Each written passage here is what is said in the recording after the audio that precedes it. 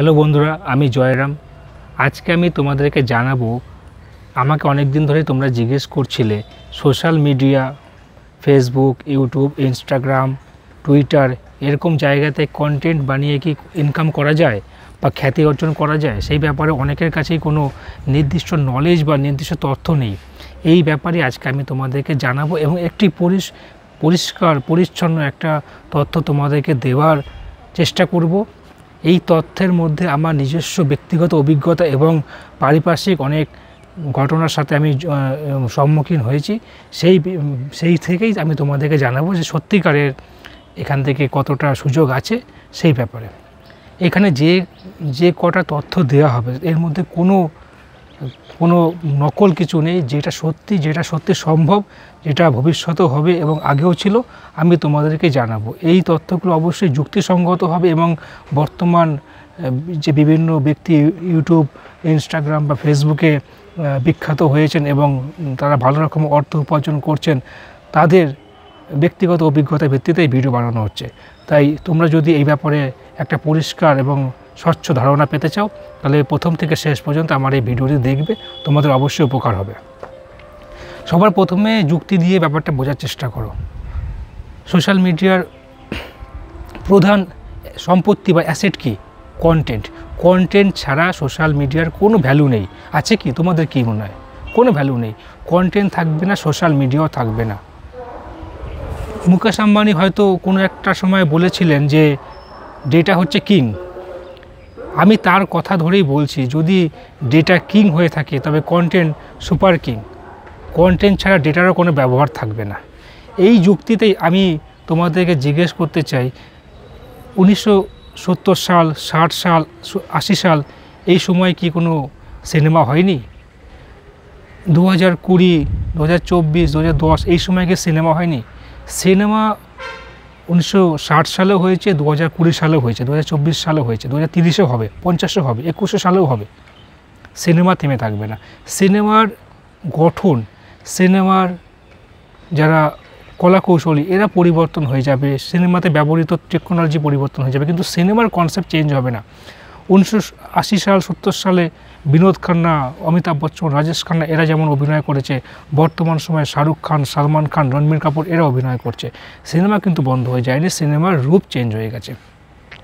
তো কন্টেন্টও কখনো শেষ হবে না। কন্টেন্টের চাহিদা সারা জীবন থাকবে। আজকে মানুষ একটা বিষয় নিয়ে কন্টেন্ট তৈরি করছে, এরপরে মানুষ আরও অনেক অন্যান্য বিষয় নিয়ে কন্টেন্ট তৈরি করবে। এখনকার দিনে ট্রাভেল ট্যুরিজমের যে ব্লগিংগুলো হয় খুব পপুলার, বা ডেইলি লাইফে যারা ব্লগিং করে খুব পপুলার হয় কি না। এরপরে অন্য কিছু আসবে, পড়াশোনা নিয়ে অনেকে ভিডিও তৈরি করছে, সেটা মানুষ দেখছে, পছন্দ করছে। অনেকে ধরো নিজেদের জীবনযাত্রা যেগুলো দিয়ে তারা অর্থ উপার্জন করছে, সেই প্রফেশনটা নিয়ে ভিডিও করছে। আমি অনেককে দেখেছি, একজন ট্রেন ড্রাইভার আছে, একজন ট্রাক ড্রাইভার আছে। আমি এই সূত্রেই বলি, তারা কিন্তু অনেক ভালো উপার্জন করছে এবং সমাজে তারা প্রচুর খ্যাতি অর্জন করেছেন।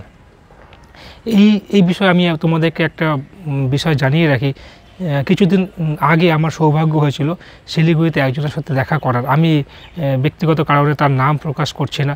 তিনি একজন এই মুহূর্তে ভারতবর্ষের খুব পপুলার ট্রাক ড্রাইভার, ইউটিউবার, মানে সে ট্রাক চালায় এবং তার বাড়ি ঝাড়খণ্ডের দিকে। তোমরা বুঝতে পারছো আমি কার কথা বলছি। আমি তার নাম উচ্চারণ করছি না, ব্যক্তিগত বিষয় সেটা। আমি তার সাথে কিছুটা সময় চা খেতে কাটানোর সুযোগ পেয়েছিলাম। উনি কাজের সূত্রে শিলিগুড়িতে এসেছিলেন, আমি আগে ওনার সাথে কন্ট্যাক্ট করেছিলাম। আমি তার সাথে ব্যক্তিগতভাবে কথা বলার সুযোগ পেয়েছি। তিনি আমাকে যে বিষয়গুলো জানালেন ইউটিউবের ব্যাপারে বা কন্টেন্ট ক্রিয়েশনের ব্যাপারে, আমি তো অবাক হয়ে গেছি। তোমরা বিশ্বাস করতে পারবেন না যে কন্টেন্ট ক্রিয়েশনে এত সুযোগ। তোমরা যদি ভেতরে ঢুকতে পারো তবেই বুঝতে পারবে। উনি আমাকে জানালেন যে প্রথম ওনার খুব হতাশ লাগতো যে একটা ট্রাক ড্রাইভারের জীবন কে দেখবে, ওনার ভিডিও কি সত্যিই কেউ দেখবে বা উনি কি করতে পারবে। উনি খুব সন্দেহজনক এই ব্যাপারটাতে ছিল। কিন্তু উনি যখন করতে থাকে, রেগুলার নিজের ট্রাক চালানোর অভিজ্ঞতা, বিভিন্ন জায়গায় যাওয়ার বর্ণনা, খাওয়া দাওয়া করার যে অভিজ্ঞতা শেয়ার করতে শুরু করে, মানুষের মধ্যে কিন্তু সেটার ব্যাপারে একটা পছন্দ আসে।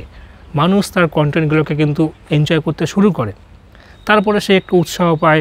তারপরে যখন তার প্রথম পেমেন্ট, আমাকে তিনি বলছিলেন যে তার মনে আছে তার প্রথম মাসে বেশি না 2 থেকে 2,500 টাকা তার পেমেন্ট আসে। সে ভাবলো যে সে ভাবছিল যে এই 2,000-2,500 টাকা দিয়ে সে কী করবে, তারপরে একটা ভিডিও বানানোর অনেক খাটনি আছে প্রথম তো সত্যি কিছু সে করতে পারবে কি না, কিন্তু সে হাল ছাড়েনি, সে লেগেছিল। সে ভেবেছিল তার কাছে তো অন্য কিছু করার অপরচুনিটি নেই, তার কাছে তো কোনো ডিগ্রি নেই, তার কাছে তো কোনো গ্ল্যামার নেই যে সে ওটা দেখিয়ে ভিডিও বানাতে পারবে। সে দেখলো যে ট্রাকের ভিডিও বানানোই তার কাছে সবথেকে সুবিধাজনক এবং সেটা সে করতে পারে। তো এইভাবে সে দীর্ঘদিন ভিডিও বানাতে শুরু করলো, মানুষের মধ্যে সে তার ভিডিও জনপ্রিয়তা লাভ করলো, সেও মানুষের মাঝে আসতে শুরু করলো, মানুষ তার ভিডিও পছন্দ করতে শুরু করলো। আজকে তার ভিডিও সারা দেশ দেখছে, সারা দুনিয়া দেখছে। কিছুদিন আগে আমার মনে আছে একজন খুব বিখ্যাত ইন্ডাস্ট্রিয়ালিস্ট, মাহিন্দ্রা কোম্পানির যে মালিক, তিনি তার ভিডিও নিয়ে মন্তব্য করেছিলেন এবং সাধারণ জনগণের মধ্যে তার যে উৎসাহ ভিডিও বানানোর প্রতি, সেটা তিনি তাই বাহবা তাকে উৎসাহিত করেন এই ব্যাপারে। আজকের দিনে সে পপুলার। এরকম অনেকেই আছে, আমি নাম বলতে পারবো না ব্যক্তিগত কারণে, তো এরকম সম্ভব। তো সেই ব্যাপারে বুঝতে পারছো যে মানুষ সেখানে জিরো থেকে হিরো হতে পারে, কিন্তু হিরো হওয়ার মানসিকতা নিয়ে তোমাকে থাকতে হবে। কন্টেন্ট সারা জীবন লাগবে, কন্টেন্ট ছাড়া মানুষের এন্টারটেনমেন্ট সম্পূর্ণ হবে না। এবার যেটা মানুষের মূল বিষয়, কন্টেন্ট থেকে ইনকাম কেমন। দেখো আমি একটা কথা তোমাকে বলছি, শাহরুখ খান একজন কন্টেন্ট ক্রিয়েটার, একটা ফেয়ার কন্টেন্ট ক্রিয়েটার, আর কিছু না। তো 2002 সালে শাহরুখ খানের সম্পত্তি কত ছিল জানো? প্রায় 20 কোটি টাকার মতো। আজকে 2024 সালে শাহরুখ খানের সম্পত্তি 5,000 কোটি টাকার উপরে। তাহলে বুঝতে পারছো কন্টেন্ট ক্রিয়েশনের কত ক্ষমতা। তোমাকে এখানে ক্রিয়েটিভিটি দেখাতে হবে, তোমাকে নিজে প্রতিভা প্রমাণ করতে হবে, তবেই তুমি এই কন্টেন্ট ক্রিয়েশনের এই ইন্ডাস্ট্রিতে টিকে থাকতে পারবে। তোমাকে নতুন জিনিস নিয়ে রেগুলার তোমাকে আপগ্রেড থাকতে হবে, তোমাকে প্র্যাকটিস করতে হবে, এক্সপেরিমেন্ট করতে হবে, তবেই তুমি এই জগতে টিকে থাকতে পারবে। এবার তোমাকে বলি, যেই ব্যক্তির আমি কথা বললাম যে ট্রাক ড্রাইভার, তার ইদানিং সময় তুমি যদি আর্নিং শোনো তুমি অবাক হয়ে যাবে। আমি তখন তাকে ব্যক্তিগত বিষয়ে বেশি জিজ্ঞেস করিনি, তবে যেটুকুনি বলেছেন যে বর্তমান সময়ে তিনি যেটা ইনকাম করেন সেটা অনেকে সারা বছরের, একটা সরকারি চাকরিজীবী বছরের ইনকামের থেকেও বেশি। তা আমি আন্দাজ করে নিয়েছি সেটা কত হতে পারে, সেটা ব্যাপারে আমি ঢুকছি না। তো আমি নিজের অভিজ্ঞতা থেকে বলতে পারি তিনি এই মুহূর্তে মাসে 3 থেকে 4 লাখ টাকার উপরেই ইনকাম করতে পারেন, কোনো সময় এর থেকে বেশি হতে পারে। এই মুহূর্তে শুধুমাত্র ইউটিউব ভিডিও থেকে না, সে বিভিন্ন প্রোগ্রামে যাচ্ছে, প্রোগ্রামে থেকে একটা চার্জ সে নেয়, একটা ফিজ নেয়, সেখানে সে কিন্তু একটা আর্নিং করছে সেখান থেকে। তিনি বিভিন্ন কোম্পানির সাথে ব্র্যান্ড হিসেবে কাজ করছেন। তোমরা দেখবে ফ্লিপকার্টে কিন্তু এই মানুষটা বিজ্ঞাপন দিচ্ছে। তারপরে হয়তো ভবিষ্যতে আমরা দেখতে পারবো কোনো বড় ট্রাক কোম্পানির সাথে উনি যুক্ত হচ্ছেন এবং তার এই যে পপুলারিটি, ওই ট্রাক কোম্পানি যেমন অশোক লেল্যান্ড, মহিন্দ্রার মতো ট্রাক কোম্পানি বা টাটার মতো ট্রাক কোম্পানি তাকে কিন্তু একটা ব্র্যান্ড হিসাবে ইউজ করতেই পারে। যেমন কিছুদিন আগে ডলি চায়ওয়ালাকে মাইক্রোসফটের ব্র্যান্ড অ্যাম্বাসেডর বানিয়েছে, এটা কিন্তু মোটেই অসম্ভব না। তাহলে বুঝতে পারছো কন্টেন্ট ক্রিয়েশনের কত ক্ষমতা। তাহলে যারা ডাউট করছে, যারা হয়তো ভালো কন্টেন্ট ক্রিয়েটার হতে পারো যদি একটু চেষ্টা করো, কিন্তু তারা নিজেদের মধ্যে ডাউটের জন্য তারা আজকে ভালো কন্টেন্ট ক্রিয়েট করতে পারছো না বা সত্যি মন দিয়ে নামছো না, আমি তাদেরকে বলবো, দেখো তোমরা যদি কোনো মেন কাজ করে থাকো, কেউ যদি চাকরি করো, কেউ যদি নিজের বিজনেস করো, সঙ্গে সঙ্গে এটাতেও নিজেদের স্কিল তৈরি করো, নিজেরা এটাতে আপগ্রেড করো, নিজেরা এটাতে শেখো, জানো। আমি মনে করি এর ভবিষ্যৎ উজ্জ্বল, এবং তোমরা যদি এটাতে লেগে থাকো তোমরা ভালো মতো এখান থেকে অর্থ উপার্জন করতে পারবে। তার থেকে বড় কথা, একটা খ্যাতি কিন্তু একটা কম বড় ব্যাপার না। তোমরা যদি এখানে লেগে থাকো তোমরা কিন্তু ভবিষ্যতে এখানে খ্যাতি অর্জন করতে পারবে, যেটা তোমাদেরকে অন্যভাবে ইনকাম করতে সাহায্য করবে। আজকে যারা ধরো ইউটিউবার, পপুলার ইউটিউবার, তারা শুধুমাত্র কিন্তু ইউটিউব থেকে ইনকাম করছে না, তারা বিভিন্ন কোম্পানির প্রোডাক্ট প্রোডাক্টের ব্র্যান্ড অ্যাম্বাসেডার, বিভিন্ন পডকাস্টে গিয়ে সেখান থেকে চার্জ করছে, বিভিন্ন সেমিনারে গিয়ে সেখান থেকে অর্থ উপার্জন করছে। তো একটা কন্টেন্ট ক্রিয়েটারে কিন্তু ইনকামের রাস্তা অনেক খুলে যায়। কিন্তু আমি তোমাকে এটা বলবো যে এটাকে তোমরা যদি এখন ইয়ং বয়সে থাকো, ধরো যাদের বয়স 25 থেকে 30-এর মধ্যে, তাহলে এটাকে মেন সোর্স অফ ইনকাম হিসেবে নিও না, এটাকে ব্যাকআপ সোর্স অফ বা প্যাসিভ সোর্স অফ ইনকামের মতো করে ব্যবহার করো। তোমরা মেন জায়গাতে অর্থ উপার্জনের চেষ্টা করো, সেটা তোমাদের জন্য ভালো হবে।